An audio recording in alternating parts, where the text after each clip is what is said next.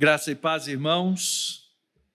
É uma alegria imensa estar com os irmãos e podermos juntos compartilhar da palavra do Senhor, debaixo desse tema que é o meu quinhão, que é falar sobre a jornada até a glória, focando na jornada da salvação dos antigos. Eu não sei por que Jaime gosta de me colocar para falar no Antigo Testamento. Tem alguma suspeita a respeito disso, mas ele me passou aqui o texto de 1 Pedro, ainda no capítulo 1, versos 10 a 12, que mencionam exatamente essa seção, essa parte, da qual o apóstolo Pedro vai referir-se aos profetas e aos antigos, que são os nossos pais na fé, que nos falaram, que nos trouxeram a mensagem do Evangelho, ou como bem falado, o Evangelho, segundo Paulo, pré-anunciado a Abraão. Mas será que esse Evangelho foi pré-anunciado a outros também? Será que outros antes de Abraão ouviram o Evangelho? E é sobre isso que nós vamos tratar nessa jornada da salvação dos antigos. O texto de Pedro, versos 10 a 12, Pedro introduziu o assunto da salvação já para os eleitos, como nós ouvimos pelo pastor Heber Júnior, e agora ele vai falar, ou vai fazer essa retrospectiva. E ele então nos diz: foi a respeito dessa salvação que os profetas indagaram e inquiriram, os quais profetizaram acerca da graça a vós outros destinada, investigando atentamente qual a ocasião ou quais as circunstâncias oportunas indicadas pelo Espírito de Cristo, que neles estava, ao dar de antemão testemunho sobre os sofrimentos referentes a Cristo e sobre as glórias que os seguiriam. A eles foi revelado que não para si mesmos, mas para vós outros, ministravam as coisas que agora vos foram anunciadas por aqueles que, pelo Espírito Santo enviado do céu, vos pregaram o Evangelho, coisas essas que os anjos anelam perscrutar. Pai, que as palavras dos meus lábios e o meditar do meu coração sejam agradáveis na tua presença, Senhor meu, rocha minha, Redentor meu. Amém. É muito interessante, irmãos, que essas palavras venham da pena do apóstolo Pedro. Porque Pedro é Pedro, né? Quando você vê vários momentos da vida de Pedro dos evangelhos, você já sabe assim, o que está acontecendo aqui? É Pedro sendo Pedro, não é? E Pedro era aquele impulsivo. Em tantas coisas nós lemos no evangelho de Marcos, tantas vezes que essas coisas aconteceram com Pedro. E lá no Evangelho de Mateus, no capítulo 16, tem um episódio muito significativo, que foi um retiro espiritual que Jesus fez com os seus discípulos, lá na região de Cesareia de Filipe, e ele perguntou aos discípulos: quem dizeis vós, quem os outros dizem que é o Filho do Homem? E eles responderam: uns dizem que é João Batista, outros dizem que é Elias, alguns dos profetas, mas vocês, quem dizem que eu sou? E Simão Pedro foi assim, né? Lá na minha terra a gente dizia na bucha. Ele respondeu: o Senhor é o Cristo, é o Filho do Deus vivo. E aí então Jesus fala: uau, bem-aventurado Simão Barjonas, não foi carne e sangue que revelaram isso a você, foi meu Pai que está nos céus. O que aconteceu aqui, meus irmãos? Será que Pedro ali na hora recebeu uma revelação? Não acredito que seja isso. Pedro era um judeu leitor das Escrituras, ainda que não fosse o mais culto de todos os discípulos e apóstolos, mas ele foi criado ouvindo a palavra de Deus. E ele lutava no seu coração com as suas impulsividades, com as suas incertezas, com a sua falta de fé. Ele era um homem de muitas lutas, como é normal na vida cristã, diga-se de passagem. Nós cantamos um cântico aqui, às vezes eu brinco que é o cântico do crente não regenerado, não é? Se tu olhares para mim, verás que não há nada de bom, não é? Fala, não, calma, né? Cristo já colocou algumas coisas, mas a gente não tem problema em cantar esse canto. Sabe por quê? Porque quando a gente olha para nós mesmos, diante do espelho do Evangelho, nós somos Pedro. Nós somos esses impulsivos, nós somos esses que, às vezes, entendem a revelação que foi dada lá atrás, como Pedro entendeu. Ele falou assim, a Bíblia, os profetas do Antigo Testamento, eles indagaram, eles inquiriram a respeito da graça, falando de Cristo, falando do Messias. Uau! E quando Jesus pergunta, vocês dizem quem dizem vocês que eu sou? Você, o Senhor é o Cristo, é o Messias lá do Antigo Testamento.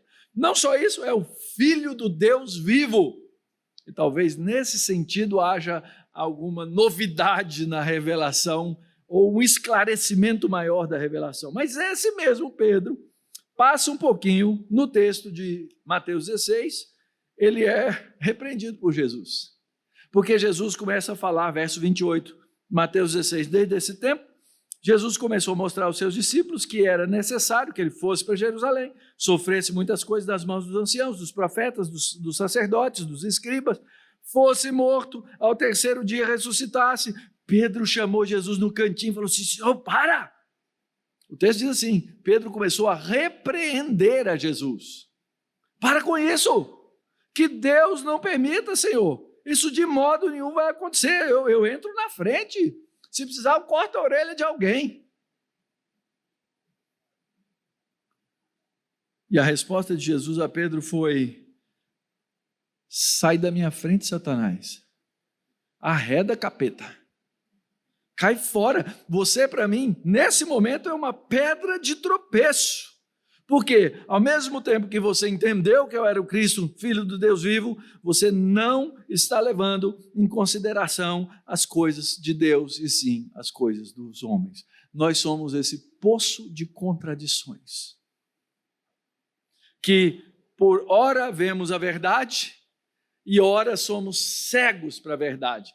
Isso nos leva a essa realidade, irmãos, de que a vida cristã, a jornada cristã, é uma caminhada. E é isso que eu quero explorar com vocês. O que eu quero explorar com vocês nessa noite é o fato de que na Escritura existem grandes enredos.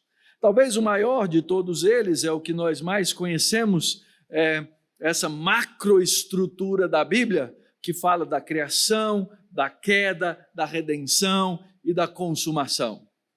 E isso é muito legal, isso é muito bacana. A gente usa isso para estruturar a nossa mente a fim de conhecer os conceitos básicos e fundamentais da Bíblia. Mas só esse conhecimento não é tudo. No meio dessa estrutura que nós temos, a gente vê homens, mulheres, jovens, velhos, crianças, todos numa jornada, todos numa caminhada. E a Bíblia vai usar múltiplas figuras, ilustrações, que contam essa história do começo até o fim. São várias, não é só uma. Por exemplo, eu podia gastar um tempão aqui falando do casamento de Deus. O casamento de Deus é notório na Bíblia, né?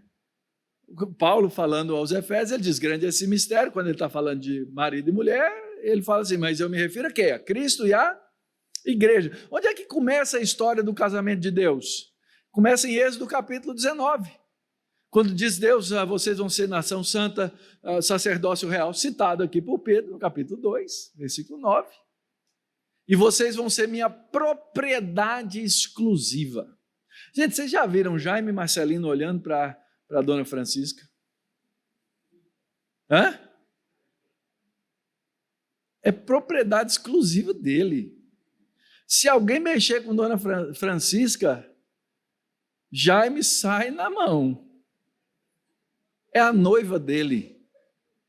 Quando Deus disse de Israel, vocês vão ser minha propriedade exclusiva, esse é um tema dominante na Bíblia. Essa noiva faz, apronta, tudo de ruim que você imaginar vai acontecer, mas o fim da história da Bíblia, qual que é? É o casamento. Começa em Êxodo 19, termina em Apocalipse. São vários esses temas que existem na Bíblia. São partes de uma grande teologia que nos mostra a criação, queda, redenção e consumação. Meu trabalho nessa noite é definir com vocês o que é a jornada da salvação. E minha tese nessa noite é que a jornada da salvação dos antigos, desde Gênesis até hoje para nós, e até chegarmos na glória e depois continuarmos com o Senhor, é uma jornada definida por andar com Deus. Uma vez eu fui dar uma entrevista para um órgão secular e o jornalista me perguntou assim, me fala um pouquinho sobre o que é espiritualidade. Eu falei, essa palavra não aparece na Bíblia. Não tem palavra espiritualidade. Mas se eu fosse definir, ou definindo para você, o que dá para entender na Bíblia como espiritualidade é andar com Deus. Caminhar, jornada. E esse é um dos temas que vai dominar a narrativa da Escritura. Então, dentro do contexto bíblico, do relacionamento de Deus com o seu povo, na sua aliança, o que Deus faz? Deus nos chama para andar com Ele. E esse é um chamado missionário de todo cristão lá no Antigo Testamento e depois. E essa ideia, ou esse conceito, irmãos, ele vai aparecer em Gênesis no capítulo 3. Interessantemente, o capítulo que vai narrar o quê? Exatamente o desvio do homem, a queda. Então, nós vemos aqui no capítulo 3 de Gênesis que Deus apareceu para sua caminhada diária. Essa é a ideia do texto.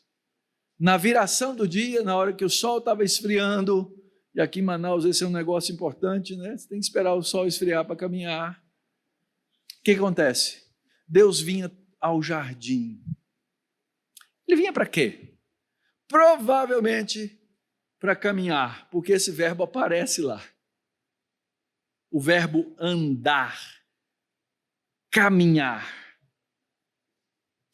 E a partir dali nós vemos que existe um desvio, não é? O texto diz lá em Gênesis 3:8, quando ouviram a voz do Senhor que andava pelo jardim. O que eu entendo, irmãos, que existe aqui? Existe aqui um projeto de imitação. Já viu um filho ali nos seus 2, 3 anos? Eu não mencionei para vocês ainda, né? Que eu sou avô, já mencionei não, né? Então, eu sou vovô e sou babão. E agora o netinho fez 1 ano e meio, está fazendo dia 20, 1 ano e meio. É impressionante. Eu chamo ele de macaquinho do vovô. É de todos, né? Mas tem que ser íntimo, né? Tudo que você faz, ele vai imitar. E Deus ia ao jardim para que ele pudesse desenvolver e mostrar ao homem, dentro daquela cultura que ele havia dado ao homem, o que o homem devia fazer. Isso aparece várias outras vezes, eu acredito, refletido na teologia de Paulo. Quando Paulo diz assim, sede meus imitadores, como eu sou de Deus. Não é uma coisa só teórica, não é uma coisa só da cabeça, mas era uma coisa de envolvimento completo, pleno, inteiro, cheio, quando eles deveriam caminhar pelo jardim e quem sabe Deus cuidar de uma flor, Deus cuidar de alguma outra coisa, Deus mostrar como que o jardim se expandia, e eles deviam imitar a Deus. Mas naquele dia fatal, fatídico, o que eles fizeram? Quando eles ouviram a voz do Senhor, fazendo as coisas do Senhor no jardim, Deus estava falando. Eles se esconderam, porque eles haviam pecado, porque eles haviam desobedecido a clara ordem de Deus. E aí começa a grande tragédia da queda. Aquilo que traz desordem e destruição. E o texto da Escritura, Gênesis capítulo 1, 2, 3, 4, 5, 6, 12, todo ele vai guardar esse linguajar. Então, por exemplo, se você andar um pouquinho mais em Gênesis no capítulo 3, Deus coloca, e amanhã eu vou falar sobre isso, amanhã eu vou fazer uma introdução a uma caminhada no livro de Levítico, essa jornada em Levítico.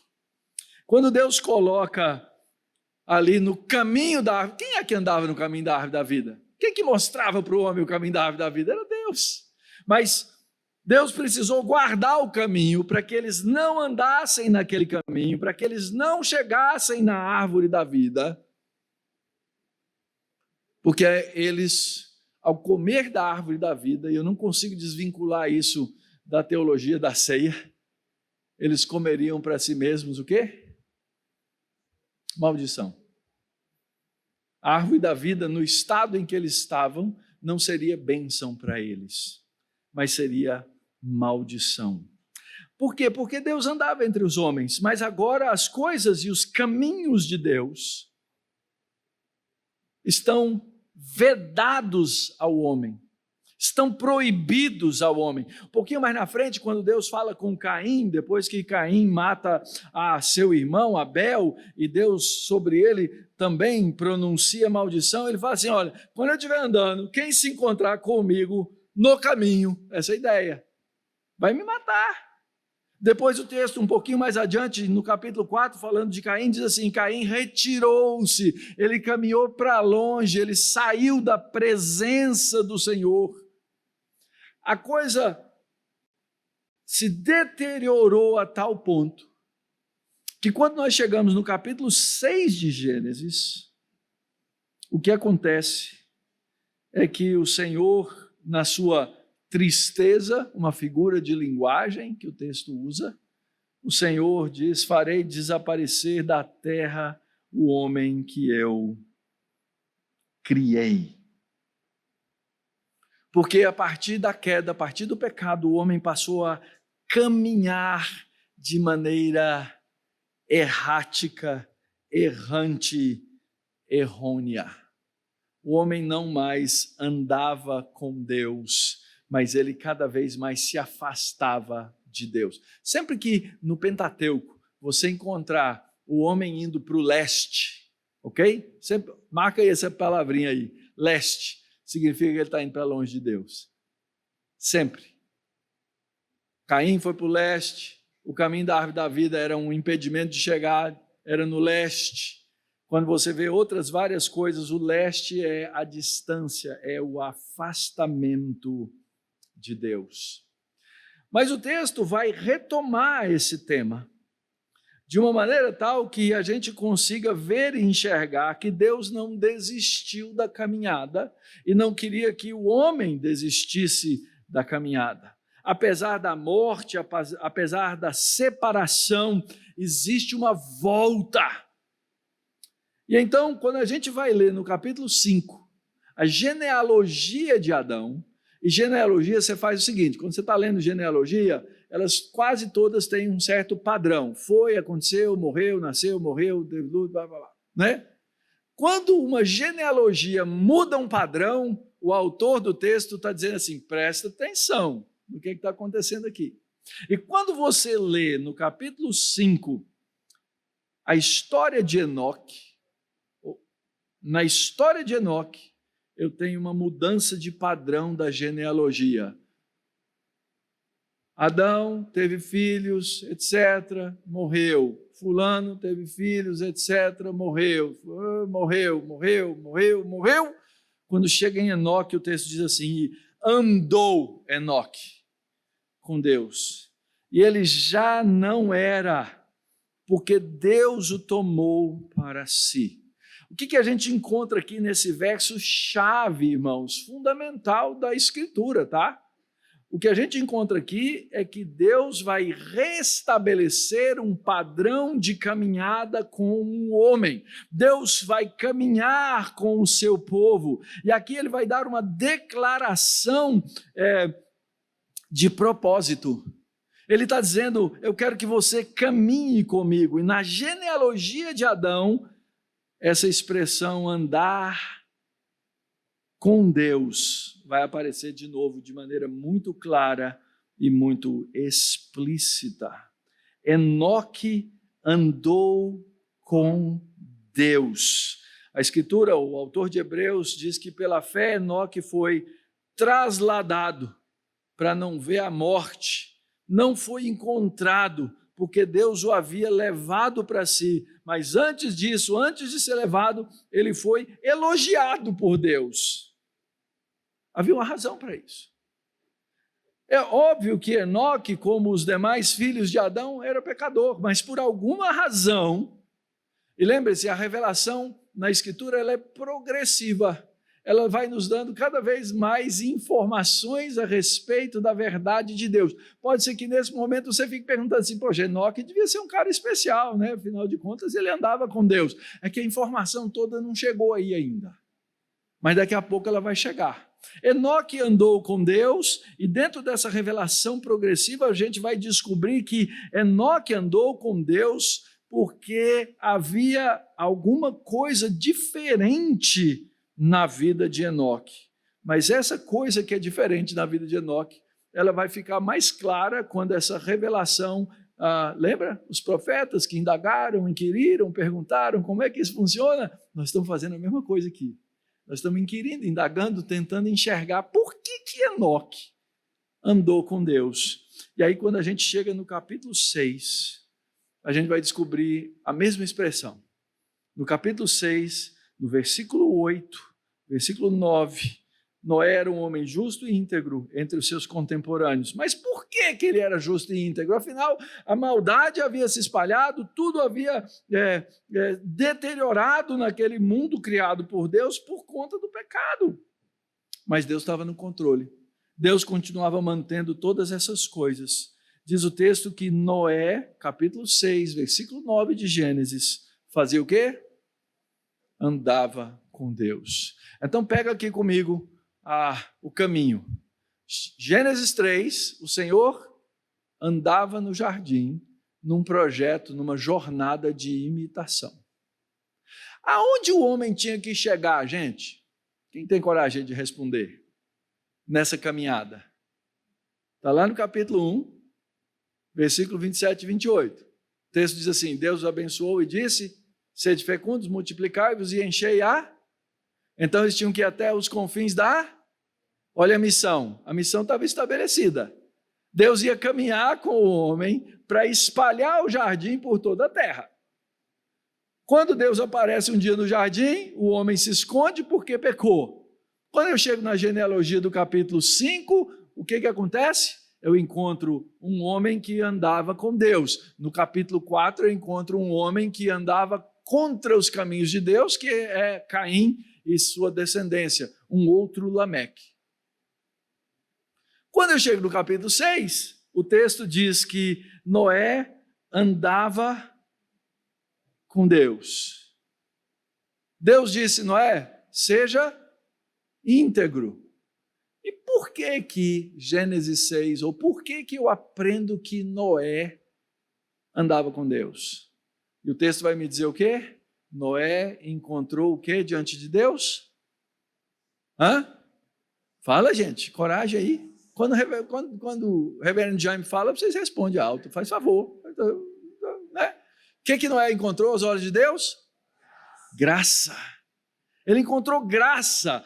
A revelação progressiva vai trazendo os elementos que vão nos mostrar como que essa jornada funciona. Talvez se eu tivesse só até a história de Enoque, eu não entendesse completamente, mas eu tenho mais um pedaço da história. Noé andava com Deus, ele tinha uma integridade diferente, porque Deus havia dado essa integridade por um derramar da graça na sua vida. E aí então Deus dá toda a ordem a Noé de construção da arca, de entrar na arca, aguardar as tempestades todas, até que ele desce do outro lado, e o texto narra todas essas coisas a respeito do que a graça fez na vida de Noé. A graça ensinou Noé a obedecer a Deus e a confiar a Deus. Noé era o peregrino na sua época. Se você acha que o povo da época de Pedro estava sofrendo por causa do cristianismo, imagina Noé. O povo passava assim e falava, ô velho doido. Quem é que faz um empreendimento desse tamanho num lugar que não tem chuva? Ele era desprezado no meio da sua geração, mas ele vai e constrói. Ele adora o Senhor, ele recebe a aliança de Deus. E aí a gente começa a ver como é que existe esse conflito. Porque ao mesmo tempo em que Noé tinha recebido graça, ao mesmo tempo em que ele era um homem íntegro, era um homem que tinha seus problemas. E a gente sabe da triste história. E, de novo, a Bíblia não usa palavras aleatórias, assim. Ela coloca temas teológicos. Lembra como quando nossos primeiros pais se esconderam de Deus e Deus confrontou, qual que foi a pergunta? O que é que vocês fizeram? Qual que foi a resposta? Eita, a gente viu que estava nu e se escondeu. Quando eu chego no capítulo 9, o que acontece com Noé?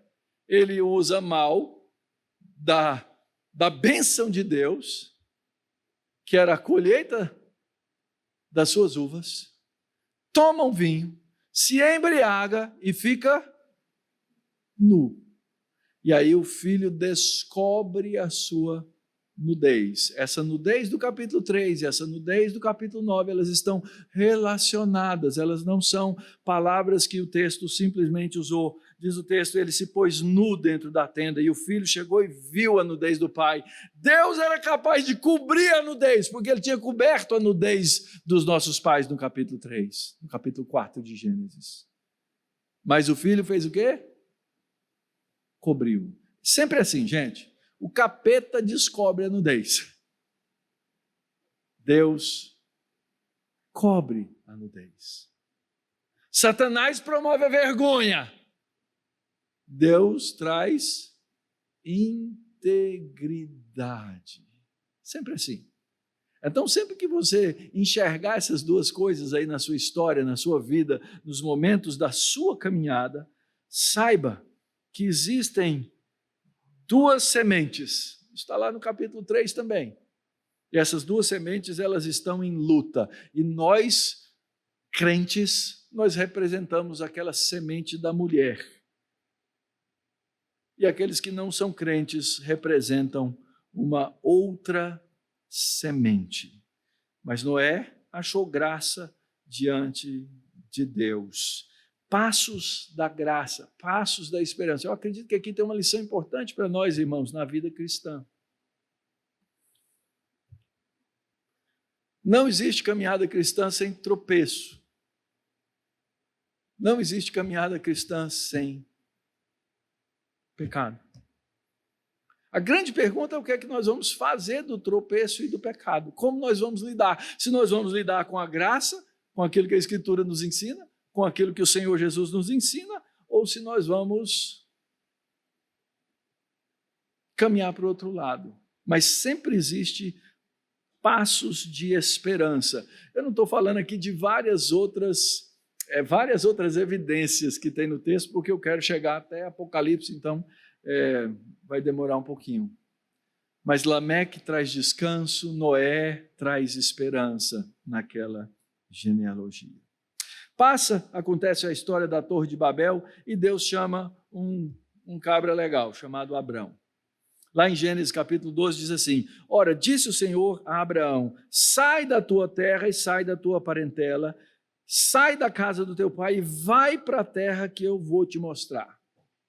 Essa palavrinha, sair, e esse ir, são exatamente a mesma palavra que aparece lá em Gênesis 3, que Deus caminhava. É o mesmo verbo, só está aqui no imperativo. O que Deus está dizendo é, vai, caminha, continua. O mundo é meio especialista em roubar as coisas da Bíblia e usar para outros propósitos, né? Mas se não fosse tão ruim, eu ia dizer assim, keep walking. Não é? É isso, keep walking. Continua na caminhada. Deus chama Abraão para continuar agora dando passos de bênção. Ele diz, eu vou fazer de você uma grande nação, eu vou te abençoar, eu vou te engrandecer, você vai ser bênção. Em você vão ser abençoadas todas as famílias da terra. E eles saem. Ir, irmãos, porque a caminhada cristã, a jornada dos santos no Antigo Testamento, era uma jornada de serviço, era uma jornada de bênção, era uma jornada de adoração, assim como foi a de Enoque, assim como foi a de Noé, assim como é a de Abraão. E a luta cristã é a mesma, irmãos, os mesmos passos. Tinha hora que Abraão era bênção, ele intercede sobre Sodoma, ele interage com as nações, mas quando Abraão pisou na bola, ele serviu de, quem tem coragem de dizer a palavra? Maldição. Ele pisou na bola de tal forma que já estava velhinho, 99 anos de idade, Gênesis capítulo 17, Abraão atinge essa idade, o Senhor vem para ele e diz: Abraão, o que você está fazendo? Eu te chamei para ser uma bênção, você vai e cria todo esse estrago na vida de Agar, você já pisou na bola com outros, mas eu te chamei para ser uma bênção, então acredita que eu sou El Shaddai, acredita que eu sou todo poderoso. E aí a expressão de novo, anda na minha presença. Que caminhada de Abraão, irmãos, caminhada de espera, caminhada de angústia, caminhada de lutas, caminhada de confrontos, caminhada de lágrimas. Eita, se Deus me tratasse como Abraão, puxa vida, 25 anos aguardando a promessa de um filho, 25 anos, eu com 3 meses já ia estar agoniado, Senhor, não é? Mas Abraão mostrou que a graça de Deus na vida dele gerou nele uma caminhada de compromisso. Está lá no grande teste, vai, toma teu filho, Isaque, a quem amas, vai à terra de Moriá, oferece ali em holocausto. O texto diz lá em Gênesis 22, tomou Abraão a lenha do holocausto, colocou sobre Isaque seu filho, ele porém levava nas mãos o fogo, e assim caminhavam. Tudo é caminhada. Deus proverá para si. Quando Isaque perguntou assim, papai, eu estou vendo aqui a lenha, estou vendo se o senhor trouxe o fogo, porque não tinha isqueiro nem fósforo, mas o senhor já trouxe o foguinho pronto aqui, mas não estou vendo o cordeiro. E no ato de fé, interpretado depois pelo autor de Hebreus, o texto diz que ele acreditava que Deus era capaz de ressuscitar o seu filho. Deus proverá para si, meu filho, o cordeiro para o holocausto. E eles seguiam juntos. Caminhar, irmãos, caminhar é a jornada dos crentes em todo o tempo, em toda a Escritura. Passos que eram passos de um amigo. Gerações que vão ser influenciadas. Gênesis 24, o Senhor em cuja presença eu ando, enviará contigo o seu anjo. E abençoou a José, depois no capítulo 48 de Gênesis, José dizendo, Deus em cuja presença andaram meus pais, Abraão e Isaque. Caminhada cristã, meus irmãos, é andar. É continuar andando, é continuar na trilha, é continuar no caminho, é acreditar nas promessas. E o livro de Deuteronômio, Levítico, Números, todos eles vão falar dessas promessas abundantes de Deus. Levítico 26, se vocês andarem nos meus estatutos, então eu darei as chuvas a seu tempo, e andareis em todo o caminho que vos manda o Senhor nosso Deus, para que vivais, para que bem vos suceda, para que prolongueis os dias na terra. Deuteronômio 6, 7, essas palavras que hoje te ordeno estarão no teu coração, tu as inculcarás a teus filhos, delas falarás, assentado em tua casa, andando pelo caminho, ao deitar-te e ao levantar-te. Deus nos deu, irmãos, um programa no livro de Gênesis, para que nós pudéssemos entender a nossa caminhada, a jornada da graça. É a respeito disso que os profetas inquiriram. E eu fico imaginando os anjos. Veja só, é muito interessante, lá em João 15, Jesus diz assim, olha, eu Não chamo vocês mais de servos, mas eu chamo vocês de... Por que ele chama de amigos? Lembra o que ele falou? Porque eu estou falando para vocês o que eu vou fazer. Amigo é assim. Amigo, ele não pega outro de surpresa. Ele conta o que vai fazer. Por isso Jesus disse, eu vou contar, eu estou falando para vocês o que eu vou fazer. Os anjos ficam lá no céu olhando assim, falando, meu Deus, o que Deus está fazendo? Os anjos anelam entender essa história da redenção, eles não tinham todo o contexto. Mas os profetas estavam lá inquirindo, investigando, olhando, analisando. E nós, irmãos, quando chega no Novo Testamento, a gente vê o tabernáculo de Deus, a gente vê a glória de Cristo revelada, a gente vê Cristo se relacionando, a gente vê Cristo andando o tempo inteiro. Já leram os evangelhos? Jesus não parava, eu acho que tem uma ilustração nisso. E ele foi de tal lugar, foi para tal lugar, foi de tal lugar, foi para tal lugar. Ele podia ficar quieto em casa um dia, né? Mas ele andava, discipulado é caminhada.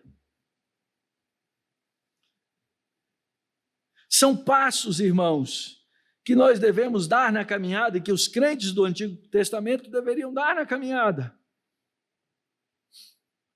Amanhã nós vamos falar bastante sobre tabernáculo. Porém o meu tabernáculo no meio de vós e a minha alma não vos aborrecerá. Andarei entre vós. Lá no finalzinho do verso diz assim, eu vou fazer vocês andar de pescoço erguido. Quem tem filhos e acompanhou essa fase do Toy Story, lembra do Buzz Lightyear? Lembra como é que ele andava?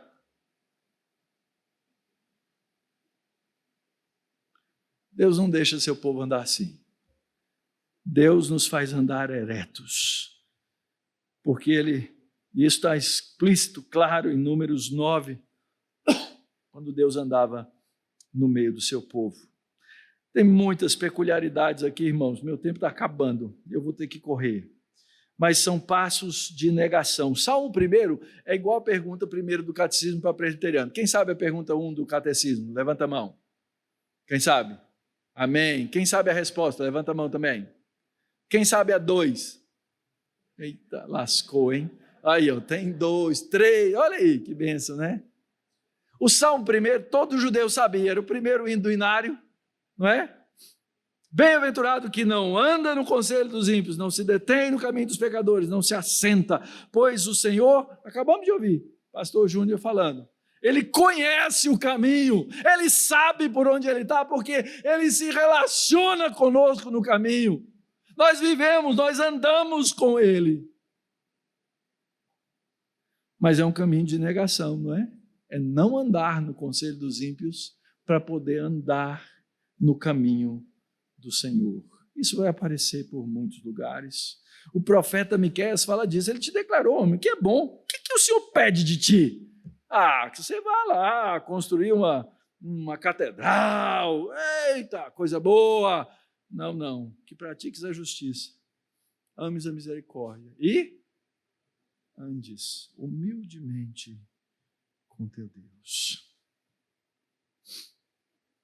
Quando a gente chega no Novo Testamento, a gente encontra 2 irmãozinhos, eu quero encontrar esses 2 irmãozinhos. Simeão, no templo, o texto diz assim, e eram ambos justos, andando sem repreensão em todos os mandamentos. João Batista veio fazer o quê? Preparar caminho para andar.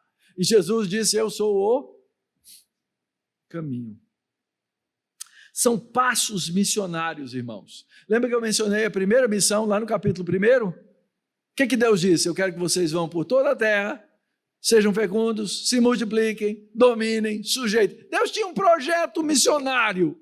Qual que era o projeto missionário em Gênesis capítulo 1? Que eles tivessem filhos, os seus filhos seriam a imagem e semelhança de Deus, e a terra ia ficar cheia daquela imagem e semelhança, e a glória do Senhor ia encher a terra como as águas cobrem o mar. E agora, o verbo aparece de novo. Tem que ir. Toda autoridade me foi dada no céu e na terra. Ide, portanto, fazei discípulos. E Jesus disse, eu estou convosco. Essa caminhada missionária, essa jornada que começa no Antigo Testamento e continua no Novo, nunca é uma jornada sozinha. É sempre acompanhada do Pai. Ó. Mas não vou terminar ainda não.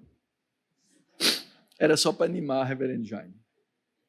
O reverendo Jaime falou 43 minutos. Eu acho que tinha um indivíduo que, bom, mais de um, mas quem é que usa toda hora a ideia de caminho no Novo Testamento? Jesus. Porta estreita, porta larga, caminho estreito, caminho largo, etc. Jesus fala de caminho o tempo inteiro, porque o povo conhecia o Salmo 1, ele usava aquilo que era mais fácil deles entenderem. Mas tinha um outro cabra que entendia bem. Era um tal de Paulo. E ele fala dos passos da igreja. Ele diz aos Colossenses, ora, como recebestes a Cristo Jesus, o Senhor, assim andem nele. Nós fomos chamados para andar, para caminhar. Esse é o caminho do povo de Deus no Antigo e no Novo Testamento.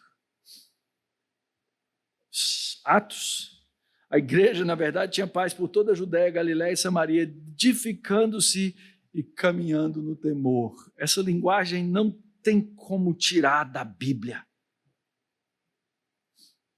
E para andar com Deus, irmãos, a gente vai aprendendo a imitar.